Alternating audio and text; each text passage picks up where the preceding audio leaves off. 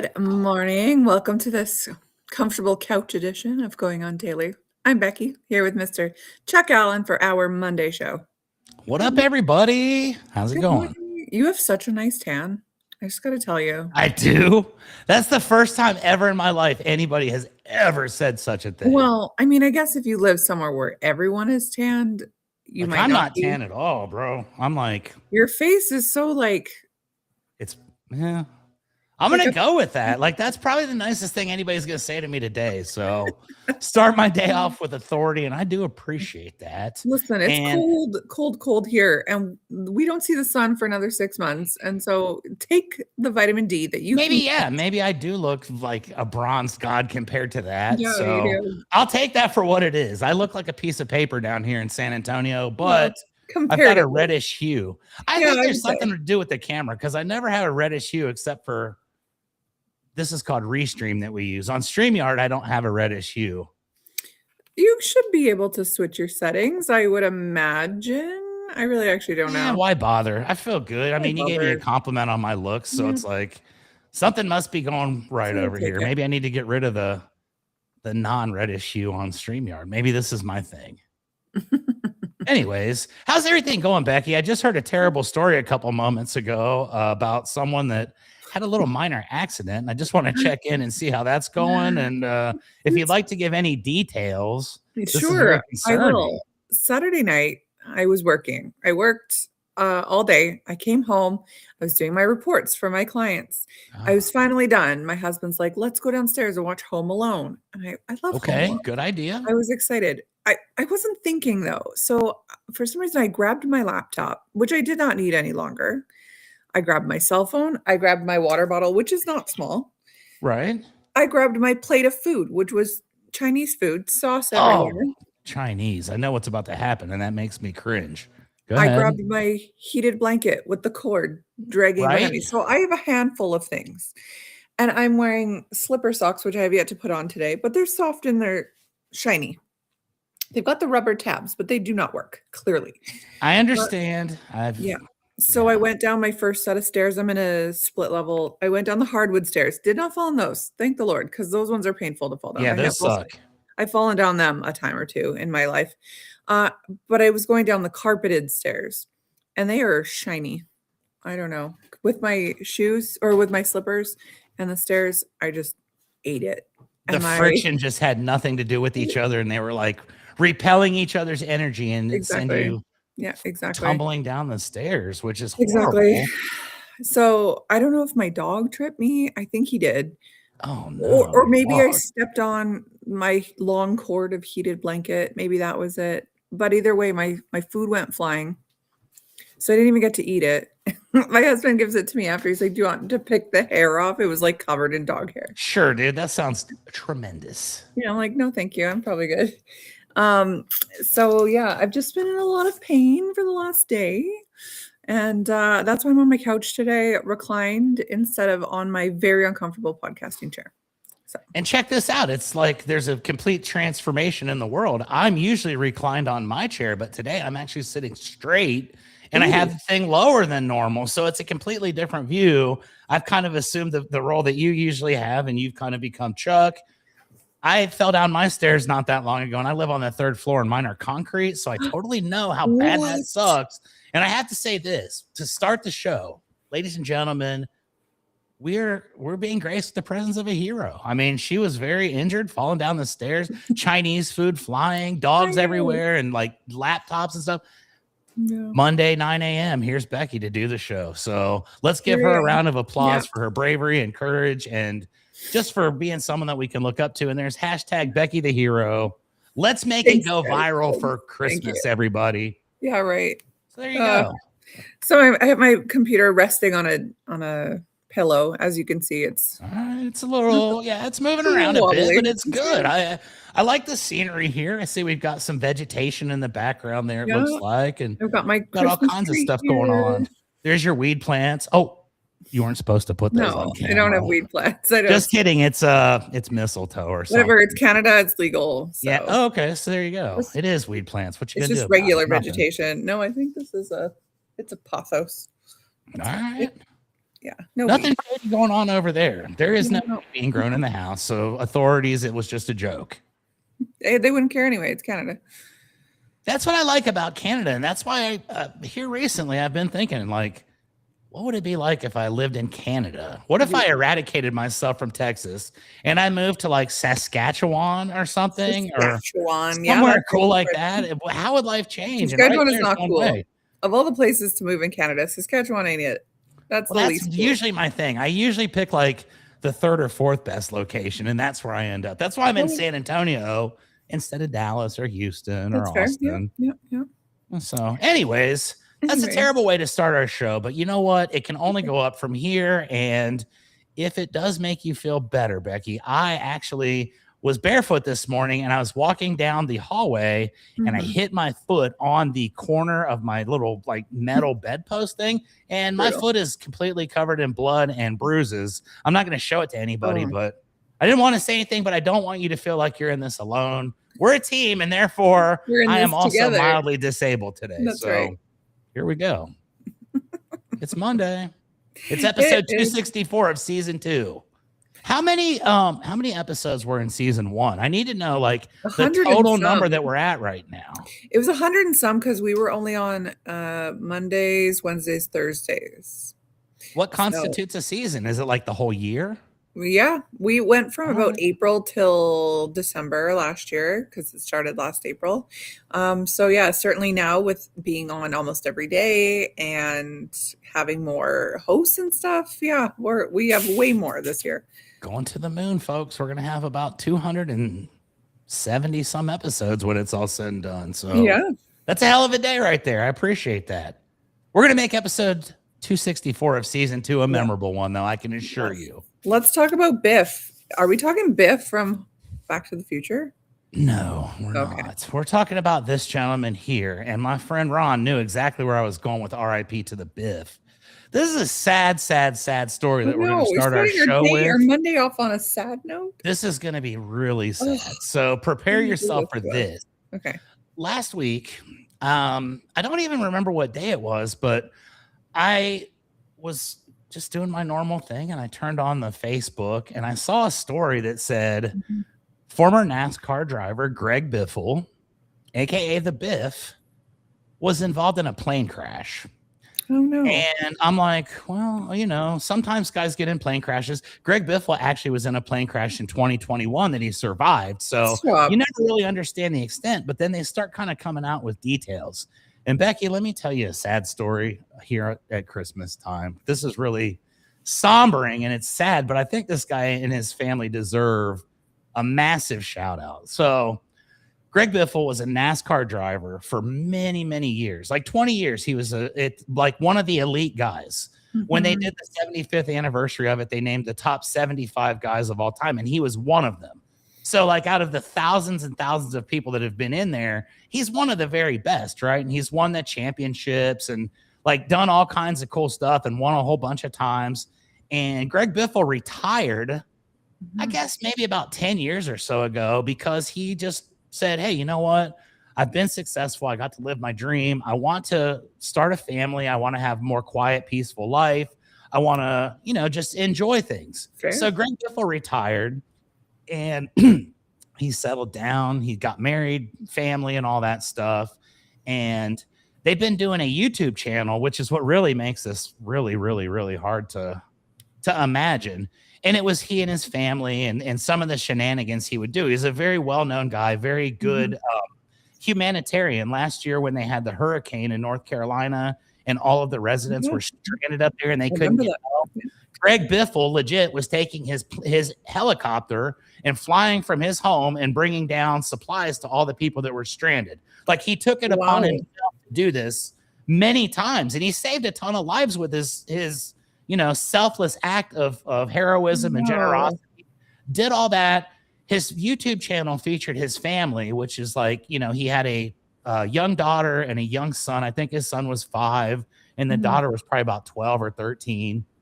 And his wife, and they would show him going around doing crazy things. Like he owned crazy cars. He had a giant limousine that was from like the 70s, and he would drive his family around town in this giant 1970s limo. And he had dune buggies and all kinds of, stuff that guys that have been successful in life do. But he also did a lot of philanthropy. He started a rescue for animals, was very, big into protection of animals, and did a lot of things for, military veterans and things like that along the way. Very charitable guy, very, very, very well loved. And there weren't too many people that ever had anything bad to say about the guy because he was just a good dude. Well, last week, he and his family were getting ready to go on their family vacation, Becky, and they flew out of the Statesville, North Carolina airport on his Cessna, which Greg Biffle was a pilot as well. I don't believe he was flying this plane this time, but those details haven't come out.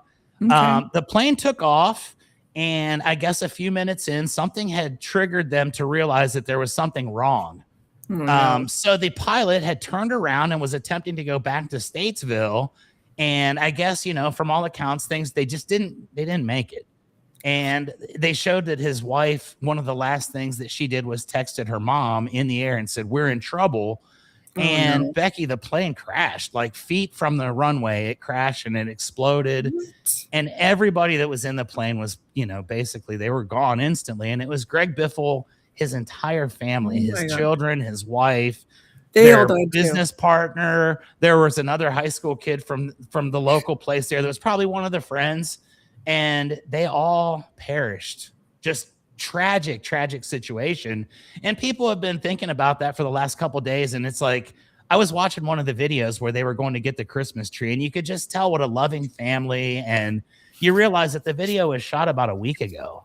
And the little kid was 5, and he was excited about the tree, and he's going to have Christmas. And they're gone. And so I wanted to just take a minute to just R.I.P. to Greg Biffle, his entire family, everybody that's involved with that. I lived in Statesville, or I lived in Charlotte, which is right outside of Statesville. And I know the people in the community, and what he did for everybody. So it was really a terrible thing. I wish this was about Biff from Back to the Future, because that'd be a lot cooler. But I want to give a shout out to Greg Biffle, man. The dude, he did everything the way that he wanted to do it in life. He had a really cool time. They showed some of the stuff he did, like dune buggy races, and he was racing with his buddies in a like old school Crown Vics, and they were racing on the mud and stuff, and just seemed like a really fun guy that everybody really liked. And to know that can happen to you, where you get up one morning and 2 hours later you're no longer here. It makes you think about stuff, especially around the holidays. So I didn't want to kick off our week with some horrible, tragic stuff like that. But I do feel like it's worthy of it because the guy did so much for everybody else. And, just kind of sat around the holidays. So R.I.P. Biff. Brutal year for celebrity deaths. It's been pretty rough. I'm not going to lie. And Greg Biffle was one you would never expect because, like I said, he has his own planes. He flies a lot. He's known for that. His recent claim to fame, which I don't think he was looking for fame at all, was his humanitarian efforts to those people that were stranded in the mountains. And I mean, in order to fly a helicopter into the mountains, you have to have some skills. And, it wasn't him that did it, but it was, they were on the plane. So R.I.P. to everybody involved. It was a really sad thing. And I saw a lot of the NASCAR people came out and had great tributes and all that. And I figured Going On Daily should probably do one as well. So thank you for sharing, ladies and gentlemen. Ron is saying he's not looking forward to the memoriam on December 31st. Ron and Kenny are doing a, celebrities that we've lost this year. Oh. Tribute. And that's going to be a nasty one. It's going to be worse than... There's some pretty bad stars that died this year. Like, even in the last couple of weeks, it's kind of winding down the year with a little bit of brutality. Well, and I'm trying to remember now. Did Val Kilmer die this year? Because that was like one of Ron's favorites. I feel like yes. I think he might be something there this year. So it's gonna be brutal. But if you like to commiserate, make sure you check out our show on December 31st with Ron and Kenny. There you go. I'll probably be in the live audience, and I'll probably be very sad watching it. Yeah, totally. Well, probably cry. Exactly. If you want to watch along, you can watch us on the following places. We are on YouTube Live, Twitch Live, Rumble Live, Kick Live. We're on Twitter. We're on April 1st. Val died. Was it that long ago already? Jeez. This year has flown by. Absolutely flown by. It has. Crazy. Anyways, back to YouTube, Twitch, Rumble at our Rhode Island Broadcasting, or Twitch at RI_broadcasting, and Twitter at broadcasting RI. You can follow us live Sunday to Thursday and Saturday, not Fridays. It's supposed to be my show. I've been so bad at editing it. So, but either way, we're on 6 days a week. You can also listen to us after the fact on Spotify, Red Circle, TuneIn, and iHeartRadio at RIBroadcasting.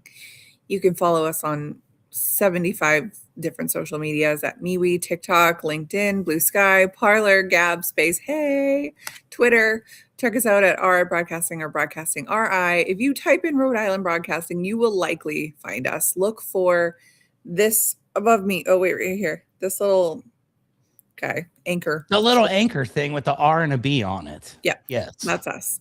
We're also on Patreon at RI Broadcasting, where you can get yourself some Going On Daily merch and see pictures of, well, it used to be Kenny's feet, but now if you want to show your feet off, like Ron says, feet sell. So if you wanted to see Chuck's feet. Oh, do we have like a foot section on our website? Yeah, you have to subscribe. I'll contribute. I have some good feet. I'm not going to lie. Like, I feel like my feet are probably my most attractive feature. So, well, it's not your if I put a foot calendar out, trust me, we're going to get rich. Okay. Well, there you have it, everyone. Check out Chuck's feet. Yeah. On I am going to put a picture of my feet on our website now, and maybe that'll draw in the millions. Do it. You can also find us on Facebook at Going On Daily Morning Show. Definitely follow there. If you don't have MeWe, TikTok, LinkedIn, Space, Hey, Parler, Gab, whatever, you probably have Facebook. So follow us there at Going On Daily Morning Show. Or just head over to our website, RhodeIslandBroadcasting.net, where all of everything that we just said is there. You can also donate like $10 million, no big deal. And you can vote for our Hall of Fame. So we're almost at the end of the month already. This month, we got Madonna, Janet Jackson, Whitney Houston, Tina Turner, Pat Benatar. Pat Benatar is making a sneaky, I don't know. I may have made some false accounts and voted for Pat Benatar because, as you recall from last week, she and I are going to be an item one day, and I need a Hall of Famer on my deal. I need to be like, this is Chuck and Hall of Fame girlfriend Pat Benatar. So that's right. Hopefully my people are stepping up. I made 379,000. And I voted for 379,000 times over the weekend. So Whitney's got 379,001. We just need to keep voting for Pat to get her up there, folks. That's right. Listen, but we've got like 79 million votes so far this month. It's been the greatest month ever. We get more votes than like all the polls on TV. Totally, ever. As we talked about, I think it was last week or maybe the week before, Chuck says only old women are attracted to him. So listen, that seems to be the story. So Pat Benatar, she's the only living one that's not. I'm not trying to date Madonna. Ooh, no. I'd rather just be alone. That's right. Yeah, I agree. So, anyways, go ahead and vote for your winner, and they will move on to the Hall of Fame. Okay, so do you go to movie theaters? I haven't for quite a while, but yes, I love movie theaters. I used to go all the time when I was younger. Now, it's an occasion. Yeah. So Ron, I know, goes all the time. He sees Ron loves movies. Ron loves movies, and you know what? He's a pop culture expert and an icon. Is a buff for sure. And I always thought it was weird growing up when I would have friends say that their family goes to the movie theater on Christmas. I always thought it was weird. Really, Avatar on Wednesday. Interesting, Ron. I remember being in, I don't know, grade 11 maybe, and my friend's family invited me to go to the movies to go watch Ali, like the Muhammad Ali movie with Will Smith. And I don't think it came out on Christmas, but my parents wouldn't let me go because like it's Christmas. So why would I be going to a movie theater? Anyway, thought it was super weird. But as it turns out, a lot of people actually do this. And I wanted to know why. Like, why do people go on Christmas? Why do, I don't know, movie companies think it's a great idea because to me, I would think, who's going to go see that, right? As it turns out, no. Tons of people go. These are actually some of the best days for movies. See, Ron, I think Christmas Day is like the big day of the year for movies, isn't it? Like, yeah. Which is apparently. crazy. I'm with you. I would have never thought that, but I do recognize that Like, there does no are one have people. family? I have a giant movie theater right down the street from me, like less than a mile, and it is packed on Yeah. Christmas Day every year. And So you know what? My husband and I talked about this last year going because last year was the first year we had nothing to do on Christmas Day. We had my parents on Boxing Day and his parents on Christmas Eve. My kids went to dad's on Christmas Day, but we ended up just being so lazy at home. We did nothing. And then this year, of course, it's too busy, so we can't. But one day, maybe next year, maybe. So I did some research as to why companies think, hey, we should release movies on this day. It is literally the second biggest movie goer day of the year after Thanksgiving.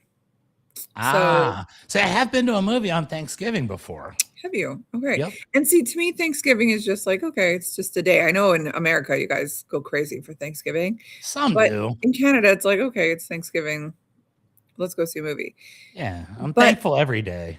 Yeah, it is the most attended day next to Thanksgiving, a Christmas Day in North America. Families are off work and school, travel is done. People want something to do outside of the house. It's just so foreign to me.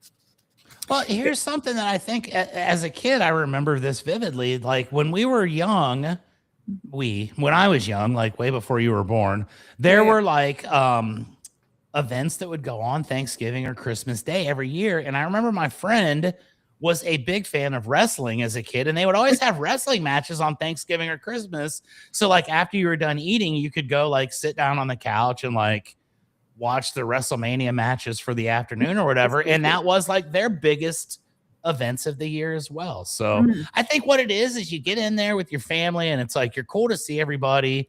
Yeah. But only to a certain point. And later on in our episode, I'm going to tell you about the worst Christmas ever. So stay tuned for this. But sometimes you get sick of your family and you just want to get the hell away from them. And I think, or maybe you just want to go to the movies with your family to get out of the house for a bit because it's crowded. Speaking of families, part of what makes the day, so busy is that there is a multi-generational audience that can go attend because Christmas brings everyone together. Grandma, grandpa, niece, nephew, aunt, everyone. So, that's a good time for family movies to come out. Big dramas like, something everyone's looking forward to, or things that people want to experience together. Like there are some movies that come out and then you go, man, I really want to make sure I see that with my family. So, I mean, that's a great one as well. And then the other reason is it's award season timing. So, everybody's going to have these movies fresh in their minds. And yes, exactly. Because award season, it seems like the later in the year movies usually win the awards just because top of mind awareness. Well, for sure. Exactly. Out of sight, out of mind, on your mind. That's exactly what it says, that many serious films open on Christmas to qualify for Oscar consideration because they're still fresh. It's still special to people. This is why you often see things like biopics come out, literary adaptations, heavy dramas, director-driven films. So like something a little more heavy. And like I couldn't even think of movies that had come out other than that Ali movie. But I did ask for ChatGPT to give me, just some movies from the past. Yes, Neil Diamond biopic this year. I don't want to see it. There's Hugh Jackman as a Neil Diamond impersonator, I've found. This I can actually contribute to. I know that. Oh, he's only an impersonator? He's not even the real deal? He's not even Neil Diamond. He's an impersonator, which makes it even better. Stupid. I hear it's amazing. Oh, is it? Okay. Well, Hugh Jackman's a great actor. And he's with Kate Hudson, another amazing actress. So maybe. There you go. Maybe. Can't help but be awesome. Yeah. Yeah. Okay. So here are 20 notable Christmas Day releases. Oh. So this means they were released on December 25th, specifically, not the 24th, not the 26th. This is exactly on Christmas Day, which again, blows my mind. We have Django Unchained. Oh, when I think Christmas classics, that doesn't pop up, but okay. I don't think I'd want to go see that on Christmas Day. And yet, that was a huge movie. Les Miserables also came out that same year on the same date. That's a bold choice, putting out two movies on the same date. Oh, indeed. I think that was two very different movies at that. That was 2012. You know what?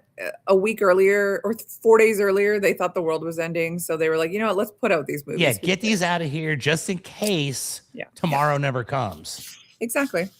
But the following year, Wolf of Wall Street came out on Christmas Day. That was a huge movie. Wow, I thought that was a summer release for some reason. It just seemed like it feels like a summer release for sure. Party guys. No, Christmas Day. All right. Little Women.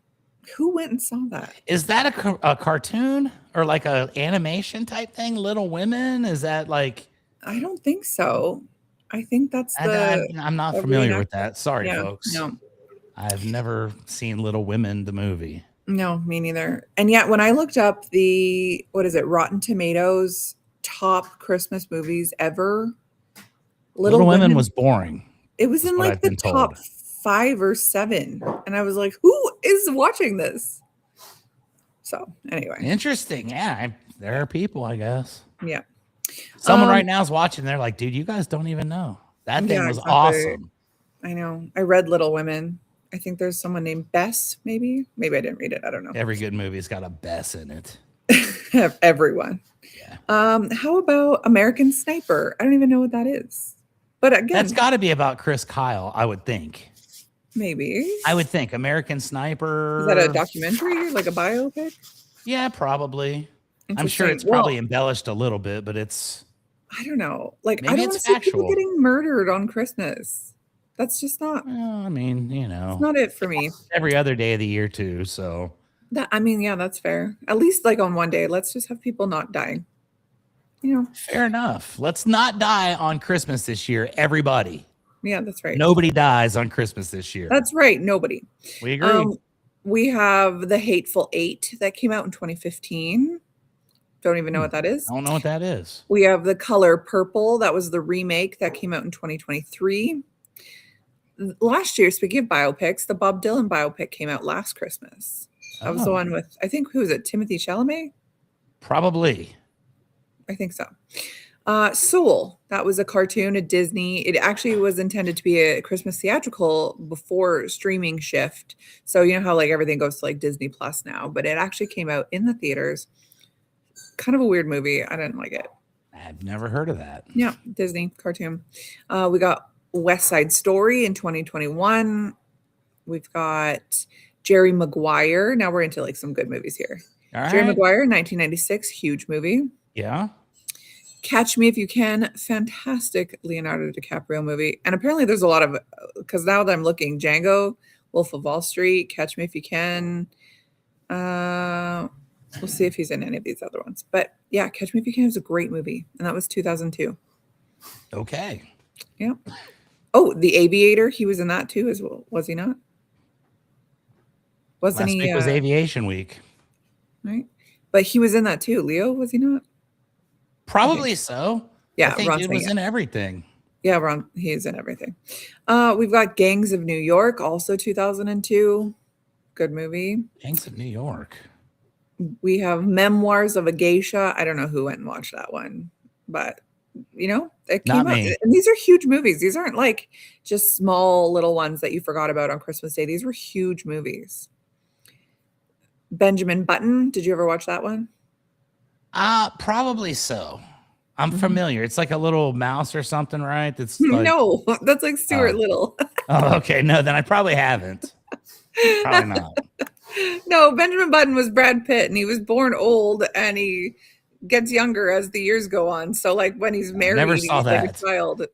Yeah, Ron said it's awful. The last thing I want to see is a movie where Brad Pitt ages in reverse. Screw that.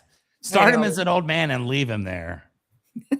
Tired of that Brad Pitt is reverse aging. It's not even fair. Perfect and beautiful. Yeah. Yeah. Right. Even if it's not real. That's right. Okay. What about Night at the Museum? Surely you've seen Night at the Museum.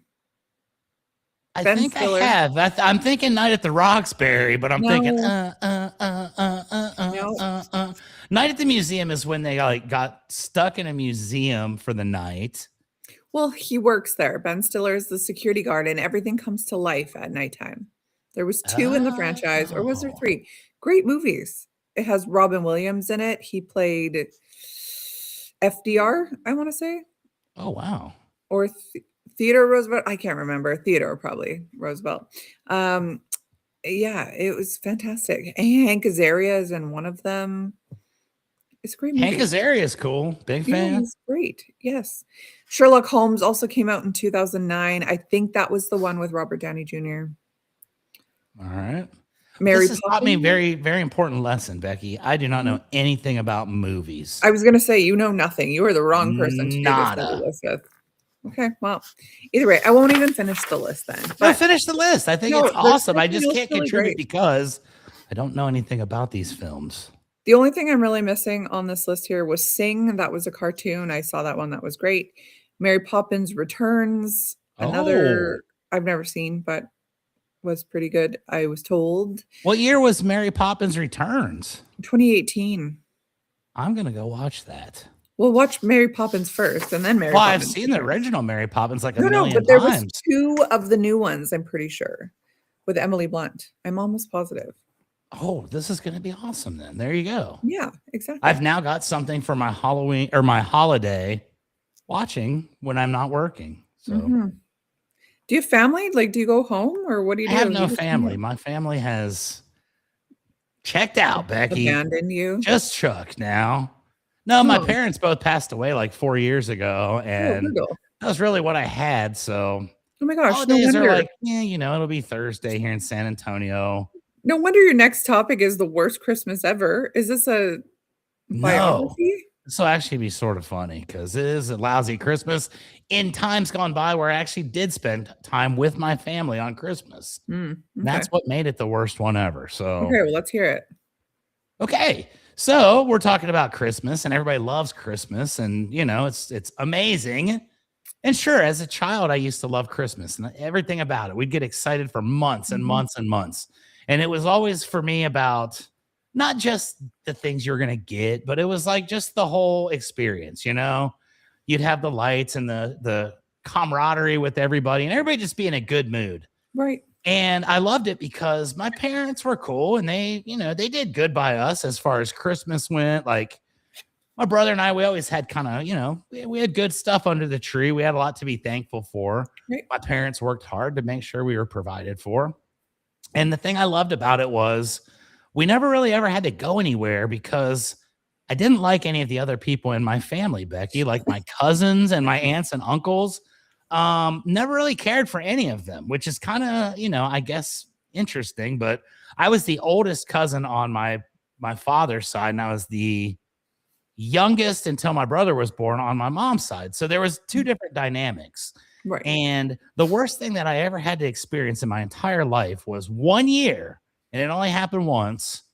We had to go visit both sides of the family for Christmas. And let me just tell you a little bit about this experience, because I think I was probably about 8 or 9 years old at the time. And even as an 8 or 9-year-old kid, I knew this is about to suck because I have to be around all these people that I quite frankly can't stand. And we ended up getting up early in the morning, and we lived in Columbus, Ohio. All of the family members were about 3 hours away up near Cleveland, which is like right off of Lake Erie up there. And we were doing the thing. And I remember very vividly just being like, oh man, this is going to be the worst. I was like Kevin on Home Alone. Like I did not want any of my family members around because my cousins are all obnoxious. My cousins on the one side bully me. This cousins on the other side, I try to bully them, but like I just can't because you have to share a bed with the one that pees the bed. Exactly. There you go. Pees the bed. You know exactly where we're going here. Totally. That was my cousin Christopher. So we have to drive all the way up there, and the whole time I'm complaining as like an 8 or 9-year-old kid. So I get my mom and dad all heated up, you know, 2.5 hours of bitching.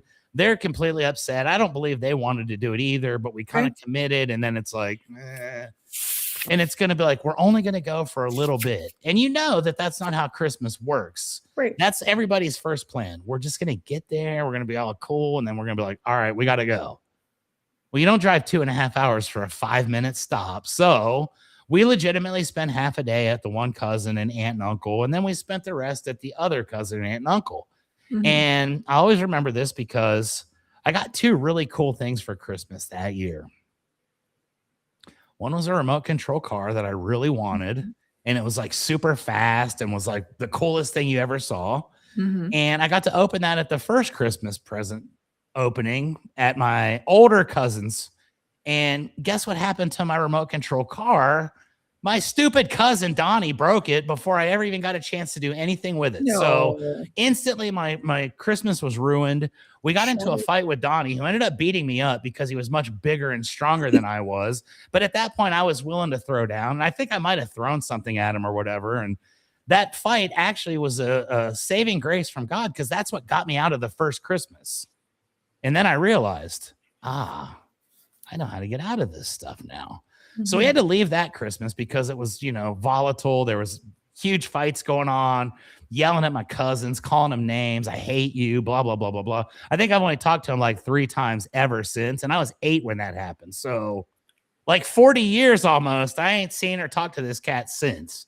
This is how bad that's how bad it bothered me. So we're leaving that, right? And everybody's happy. It's like, all right, cool. That side of the family kind of sucks anyways, right? Like, there's not a lot of brain power going on. The conversations are weak. Right. I hope that my cousins and aunts and uncles watch this, because dissing y'all on live TV here. But we have to then go across town to my dad's side of the family. And my dad's side of the family is even worse, because they're elitists and they think that they're better than everybody, including my own self and my brother and my mom. Like, we shouldn't be in their home because they're so awesome. And we're just peasants. Yeah, peasants. So, all right, cool, whatever. I'll never forget this. We go there and everything's all right, I guess. We don't like our cousins. I got 3 of them on that side. I really don't like any of them, but whatever. And we do the gift opening. And of course, they were mad because they had to wait until we got there. So there's already a little bit of heat, right? You walk in, the cousins are already mad because it's like 3 p.m. and they wanted to open their gifts at, 8 a.m. So we get there. And this time, if you remember, I got a remote control car at the last event about an hour and a half ago. Right. Yep. My cousin Donnie destroyed it. It's in the car. I've been crying. Like, I hate Donnie. One of these days, I'm like totally going to get even with him. And as an 8-year-old boy, I was basically, I was hurling some, I guess what would be considered threats at this point. Probably would have gotten me in trouble. Right. But we moved on to that. That's in the car. I kind of forgot about it because we're at the next opening of Christmas. And this is in, I think, 88 or 89. I was like 10 or 11. Donnie is a scrub. And one day, if we have Cousins Week going on daily, I will tell you the truth. I will expose my cousin for the fraud that he is. But that's another day. It's Christmas here and we're having fun. So I'm over at the other one, right? And there was one other thing that I wanted for Christmas this year. And Becky, it's a Game Boy. And Game Boys were like the little Nintendo, like the precursor to the cell phone, where you could put batteries in it and you could like play black and white video games. One time I went to Canada, it was because my Game Boy, I played it the entire way from Ohio all the way to Canada and back. That's pretty close. This was shortly after this happened, but it was a different Game Boy, because here's what happened this year. 1989, I'm 11. My cousins are, 5, 6, whatever. I open the Game Boy up and I'm ecstatic. And now, mind you, Becky, the entire year I would go to my parents' convenience store as a kid and I would sweep the floors and I would like stock the machines up and I would do all this work that nobody else did. So I felt like I deserved something special. And my mom got me the Game Boy. Aw. Well, my cousins wanted the Game Boy too, but they weren't as good as me.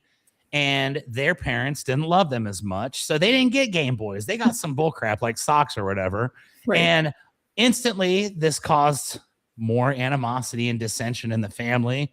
Basically, we took Christmas and we alienated ourselves from both sides, which was awesome because I never had to go to Christmas ever again. But my cousins started crying, and it made me mad because I really didn't care for them. They were spoiled little brats. The other cousins were hillbillies. These ones were spoiled brats. And he's crying, goes to my aunt and uncle. And Becky, do you know what they made me do? They made me give him my Game Boy that I was playing that was mine because he was crying. And I can only imagine that you can guess what happens next. You punched him. No, I wish. And if I could go back in time, that's exactly how I would have resolved this. And this story would be over right now. But no, I threw a temper tantrum as well. I was pissed. I was 11. Yeah. Probably had some tears going, oh, yeah. And I made a threat to my cousin that nobody else heard. And he was upset about it. So he went and told on me, and I called him a liar and yada, yada, yada. He still had the Game Boy. And Becky, do you know what happened next? Did it my break? cousin was throwing a temper tantrum, and he was better at it than me. He took my Game Boy and threw it on the ground and broke it. Two most amazing gifts I would have ever gotten in my life were both destroyed by cousins on the same day. And this is why I consider this the worst Christmas ever. And from this point, it got even worse because then I did punch him. And this is when it got bad because then we were forced to leave because my cousin was bleeding. He's crying. My Game Boy is broken. My remote control car is broken. I was a complete heathen the rest of the day. And my parents gave me grace because they realized it wasn't my fault. And actually, my mom bought me another Game Boy later because she saw that it wasn't. But family on Christmas Day, it can be overrated sometimes. No wonder you spend it alone. It's so much better this way. And from that day forward, we never went to another family function for Christmas. We went to Thanksgiving one time, and that was whatever, but we never had to do it again. So it was both the worst Christmas ever and the best because it led me to another 30 years of never having to deal with these people. And I kid you not when I say I have had no connection, no relationship with any of my cousins since Christmas Day, 1989. I couldn't tell you where any of them live. I have none of their phone numbers. Really? I couldn't even tell you if they are alive. Not even Facebook friends. Nope. Nada. Oh, not one. Listen, one aunt is on my LinkedIn and she watches my podcast episodes every week and always gives me good thumbs up. But that's it. My one aunt. The rest of the family, suck it. So yeah. Wow. That's the worst Christmas ever, everybody. So if it gets to the point where you think you're having a bad Christmas, just remember 11-year-old Chuck seeing both of his dream toys getting destroyed by both sides of the family. So I had no love from anybody, and there you go. So we started with a terrible story about Greg Biffle. We end with a heartwarming tale of me and my dysfunctional family at Christmas, the one time that we actually had terrible story. This is downer day. This is let me ruin your Monday. Well, I felt bad when we came onto the thing and you were like injured and stuff. And I was like, oh my God, we can't really have a huge like dance party today because Becky's foot's hurt. My foot's hurt. So we're just going to stand here and just make stories about our families. And you're the nice one today. And I get to be evil doctor. So I hated my family and my cousins. And there you go. Hopefully your family is better than mine. About my family at Christmas. I've got a great family. You're from a loving family. I, on the other hand, I feel like the core. I feel like my mom was extremely loving, but everybody else was a little bit sketchy. And I get that. It's like when my dad passed away, I had to go to where he lived because his best friend was controlling all the estate stuff. And all of his belongings were in this storage unit. And my aunt calls me and she's like, I hadn't heard from my aunt in 30 years. Oh my gosh, what are you going to do with all your dad's stuff? And I'm like, I don't really want any of it. Like, what am I going to do with it? She came down and started going through everything, trying to find anything that she could of value. And again, I hope you're watching this. I won't say your name, but you know who you are. Started going through all this stuff, just taking everything. And that was the first time I'd seen them. They weren't at the Christmas. They were from a different area. But that was the first time I'd seen her in about 40 years as well. And that day I called her a vulture and I don't believe I'll be getting any Christmas cards from them either. So let's make it through the holidays together, folks. I'm festive and I love you all, but my family wasn't the preferred family to be around on the holidays. Poor Chuck. This is sad. Turned me into who I am today. Right. Which is probably the most horrible thing ever. You know what? It's not that 75-year-old women like you. It's that you push everyone else away. Oh, man. You may have just come to a complete... No, but I only push away the people that I don't like my cousin's stuff. I'm actually fairly popular, like with regular people. I got cool friends and stuff, and you know. Okay. But yeah, me and Ron, we're buddies like that. Yeah, that's right. And just to go back to what Ron had said in the comments, like at the beginning of the show, he said that he would have liked living in Vancouver. No, you would not have. I was going to comment. I bet Ron would, though. No, he would not. Does Vancouver have a hockey team called the Vancouver Canucks? They do, yes. I thought Canuck was a bad term for Canadians. Is it not? It's just Canadian. What is a Canuck? That's just what it is. It's like, that's just what we call ourselves, Canucks. I think so. All right. Yeah. I'm going to become a hockey fan in the new year because I'm now becoming more. Every week, I'm thinking more about what's going on in Canadian culture. Because of our show, I've learned a lot about Canada. So I think next year I will become a Saskatchewan Roughriders football fan, as well as a, what do we just say, Vancouver Canucks? No, Edmonton Oilers, where I am from.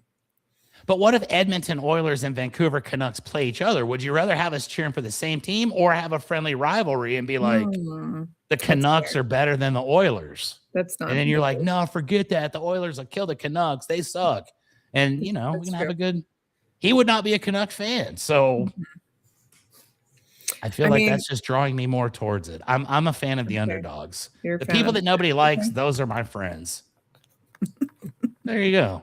That was the worst Christmas ever, everybody. Well, that sounds terrible. I'm sorry you went through that. Yep. Sorry that your family broke all your toys. I'm sorry that you don't spend time with my cousins. Just my stupid cousins. It's brittle. Well, I'm sorry. Yeah. And I did kill my drone that one year on Christmas Day as well, but that wasn't the worst Christmas. Into the pond. Yeah, that wasn't the worst Christmas, folks. No, that wasn't. Anyway. Well, I'm sorry you go through all this. It's all good. I'm excited to learn about mushroom people. That's right. Let's end it. I like this little graphic. Oh, this way, right here. Hilarious.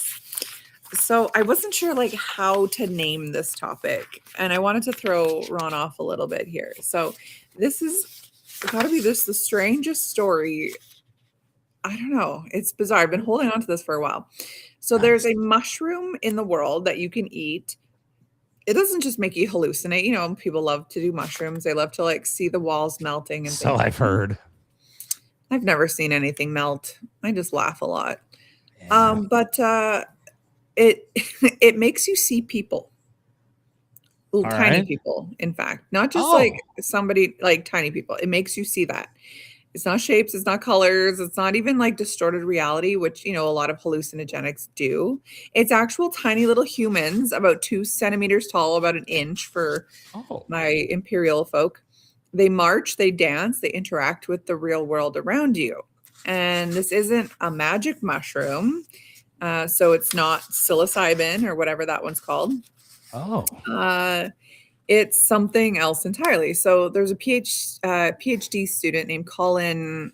I can't spell that or read that last name, but he's from the Natural History Museum in Utah, and he brought it to the attention to the world of this mushroom called Lanmeoa asiatica. And again, I don't know Latin. And possibly for thousands of years, this little fungus has been causing what scientists call Lilliputian hallucinations. So if you've ever seen Gulliver's Travels, they had the Lilliputs or Lilliputians or whatever they're called, the little people. Did you ever watch that? No, probably not. You don't watch movies. I think so, yes. Okay. Well, if you've ever read the book, they have the little tiny guys that are the Lilliputians or Lilliputians or whatever. So that's what they're calling these hallucinations. So it's a very clinical way of saying that, like, people are seeing these tiny little people, and there's actually like a scientific thing for why this happens. Someone eats the mushrooms, it's often undercooked, and within hours their normal environment comes alive with these miniature figures, and not just like 1 or 2, like hundreds of them. You're living in a village, like the Smurfs have come to life. Of them, right? I love it. They walk across the tables, they dance, they laugh, they interact with real objects, and they actually exist in the room. This is so bizarre, which is making me wonder if this is like what Jules Verne, who wrote Gulliver's Travels, maybe he ate the mushroom. Yeah, tripping and just was like, dude. And he's talking about this. Nobody's going to believe this. Right? So there's a professor in Yunnan, China, and he described sitting down for dinner, lifting his tablecloth, and finding hundreds of tiny little people marching underneath it like soldiers. When he raised the cloth higher, their heads stuck to the fabric while their bodies kept marching in place. Which is very specific. It's a very good detail there. Yeah, now we know exactly what we're in for. Yes. And that's where the story then gets stranger because the exact same hallucination shows up in completely different cultures. Cultures that are not even known to have interacted with each other back in the day. So in Papua New Guinea, locals have known about this mushroom called Nanda since the 30s. They eat it, you experience what they call mushroom madness, including visions of tiny people. So in Yunnan, again in China, it is known as Jianshu King, where seeing little people is so common that the hospital records show that 96% of patients affected by it report the same experience. That's insane. 96% of people who eat this mushroom. I want to know what this. I feel sorry for the 4 that don't. I mean, at that point, you're going for the experience. And what happens if you're in that 4 and you're just like, yeah, oh, dude, nothing happened. Yeah, exactly. Oh, terrible. Exactly. In northern Philippines, indigenous communities call the mushroom sedesdem. They describe as seeing the ancessit, so their word for little people. So these are like different continents, different languages, different belief systems, but they're all getting the same hallucination. That's wild. So apparently it gets worse. So last year, so remember the PhD student, what was his name again? Colin Domnauer. He traveled to the Philippines to collect samples of this mushroom. He ran DNA sequencing on it and discovered that it was the exact same species in China as that Chinese mushroom. And here's why this is a problem. When scientists analyzed it chemically, they found no known psychoactive compounds. What? So it's not a psychoactive drug. It's not a... We're all just making it up. Right? There's no psilocybin in it at all. No muscimol. I guess that's another hallucinogen. Nothing that should cause hallucinations at all. Whatever is responsible for these tiny people visions is completely unknown to science, which makes it really creepy. Very much so. So researchers are feeding mushroom extract to mice. That's terrible. Watching their behavior and then slowly narrowing down the chemical culprit. Somewhere inside of these mushrooms is a molecule that is causing mammals to hallucinate. But like to specifically hallucinate these tiny little human people is so bizarre. I've got many questions now, though, Becky. I need to know this. When the mice are eating the mushrooms, are they seeing baby mice, or are they seeing small people? Right. Or because they're so small, are they seeing giant mice or giant people? Ooh. What kind of a breakdown do we have as far as that goes? I mean, I don't know. And it's hard to quantify it because no mice can tell the tale. They don't know. We don't know what's going on with the mice, but they could be seeing something totally different. Yeah. Right now, they could be on their Going On Daily Mice show and being like, hey, guys, we saw giant freaking rats when we ate this. It was horrible. Yeah. For us, I think small people, that's kind of cute. Like, I don't know what they're doing, but maybe I can like make them, enact and like have a nativity scene or a Christmas scene or something. Right. And I think it would be fun. I'm willing to try it, but I don't know where to find them. So Philippines, I guess. China, anybody in the Philippines wants to send me some mushrooms for my salad. Yeah, exactly.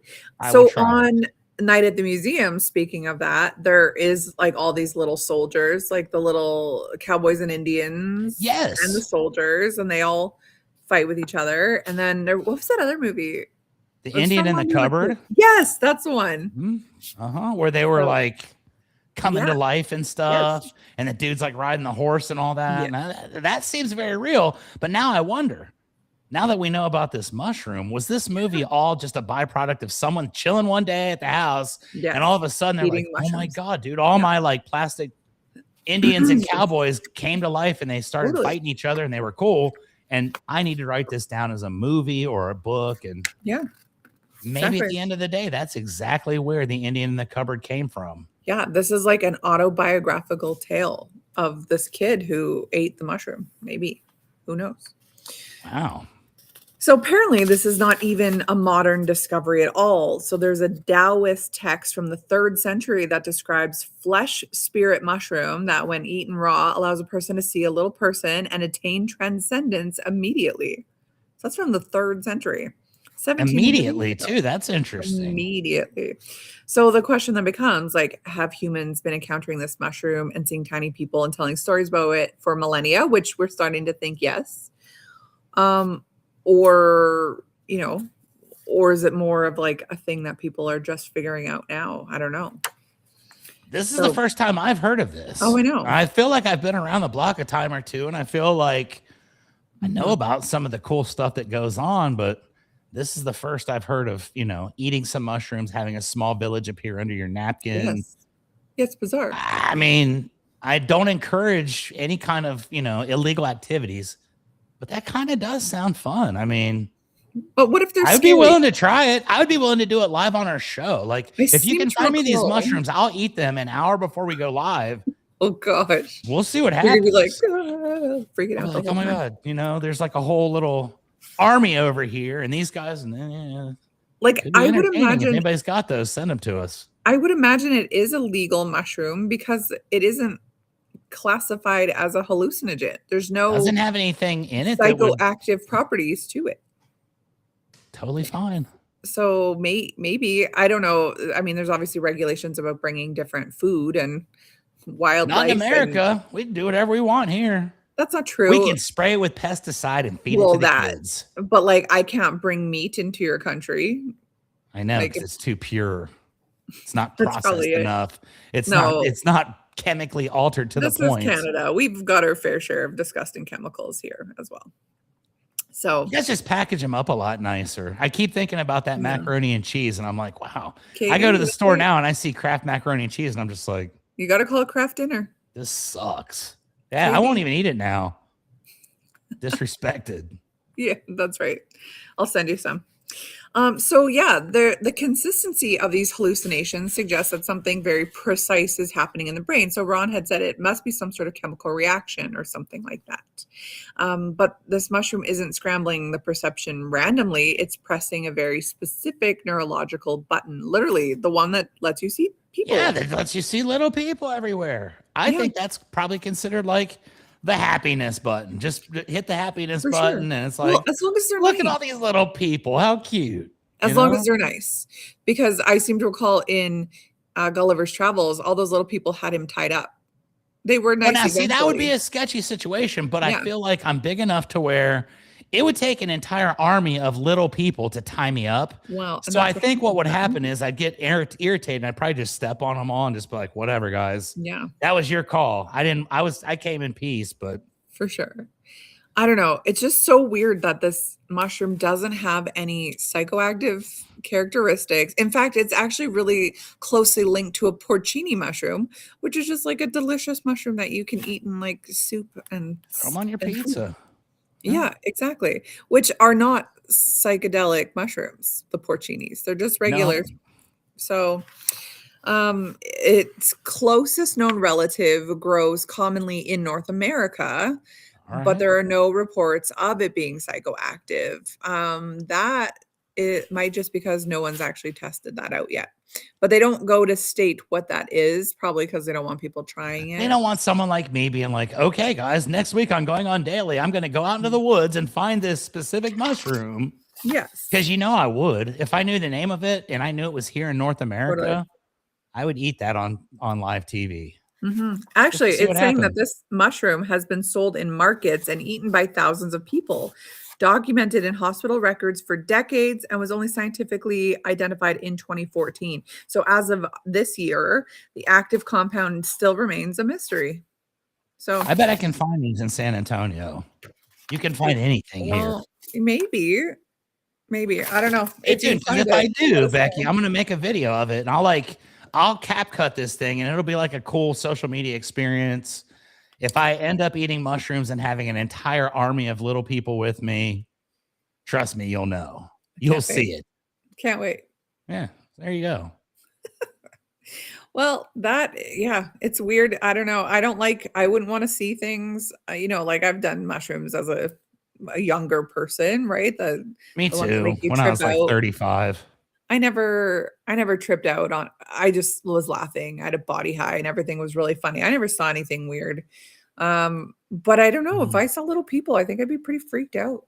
Especially if you're not high, because that's the thing. If you're high, like there's a bit of like a head cloud that's happening. And it's like you don't stop to really reason about it. You're just like, oh, check these little people out. But then when you have the ability to actually think, you're like, yeah, the hell's going on here? right. I don't know how I feel about this. Yeah, no, I don't. And it would all 100% depend on the mood of the room. Like, what if you get these people and they're really upset?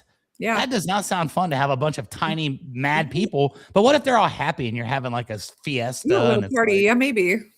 What was that other movie? And we've already established you don't know movies, but there's a Matt Damon movie where everyone's really small. Downsizing?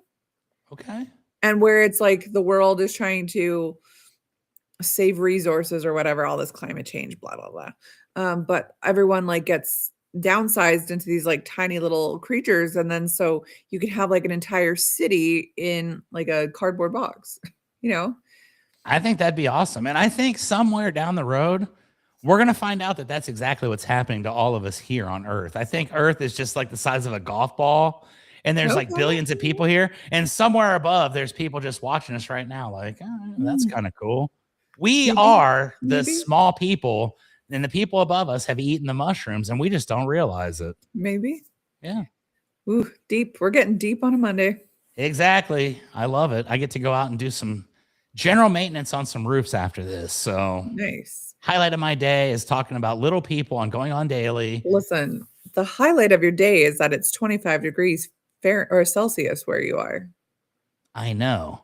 Now, check this out. I'm not trying to be like, vulgar or anything on the show, but look, I got on shorts, yo, and I'm going outside and I'm not wearing a jacket either. I don't even have on my Titleist golf hat just in case I end up playing golf today. Can you see that out there? Kind of looks like mine a little bit. Yours is probably a little bit more realistic looking. Yeah, I like the Christmas tree.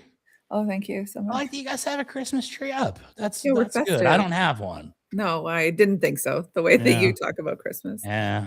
Well, you know what, Chuck? I'm going to call you on Christmas Day because you deserve to not be awesome. It'll be awesome. I'll be waiting. Okay. So that's cool. I hope everybody has a great holiday week. Yeah. It's going to be cool. Obviously, our show is somewhat satire, somewhat comedy. Some of the stuff that I come up with sometimes may be factually accurate to the point to which I can remember it. And maybe not everything is 100% factual from Christmas of '89, but most of it was. So I hope everybody has a better Christmas than that. And I hope you don't have to go see your stupid cousins. And tomorrow at 10 a.m., you can come back and you can see once again, Becky. She is still going to be even more heroic because she's going to be another day into this painful falling down. That just looks hella comfortable. I'm not going to lie. I am envious of you right now. And I want one of those things. It's like, that just looks cool. Like if it's me, I'd be like doing the same thing. It's like a full thing. Yeah. It's awesome. And I can curl up all the way into it. It's warm. It has a pouch for my dogs, although my dogs are a little too chunky to go in it, but it has this pouch specifically for the dogs. Let me ask you a question, Becky. What is the name of that product? It is an Oodie, like a hoodie without an H. Okay, Oodie. If you guys are watching Going On Daily, Becky needs a sponsor for her podcast, and she is using your product and she's giving it to the air people here. We've just promoted Oodie to the world. So Oodie, y'all need to call Becky and be like, Becky, where do we send the money? Take a look at that. That is comfort. You don't know comfort until you got an Oodie. Oodie. Yeah. If you sponsor Becky's podcast, she promises to wear a Oodie every single week on Going On Daily from here on. Ask my husband. I'm in the Oodie all the time. My cloak, he calls it. He's laughing. He's at the table. There you go. So sponsor the show and everybody wins. That's right. All right. All right. That was fun. I enjoyed the episode today. Yeah, it was a good one. I always enjoy these episodes. I appreciate you guys letting me come on here. Thursday, I had a great time with Luana. Yeah. Came to find out that she was also an airline pilot, much as myself. Also, you were on our show through a audio track, helping us through our social media. So thank you for that. And that's pretty much what I got for today. Awesome. Yes, be back tomorrow. I am back here with JJ at 8 a.m. Mountain Time, 10 a.m. Eastern Time. And then I believe we are doing a show on Wednesday. Just whoever can pop in from our crew will be there. So looking forward to that. So have a good Christmas if you are not back before then. And Follow us at bountyhealth.ca. Check Alan210 on YouTube. And that is it. That's it for me. That's it. Udi, you guys know what to do. Merry Christmas, everybody. Bye, guys.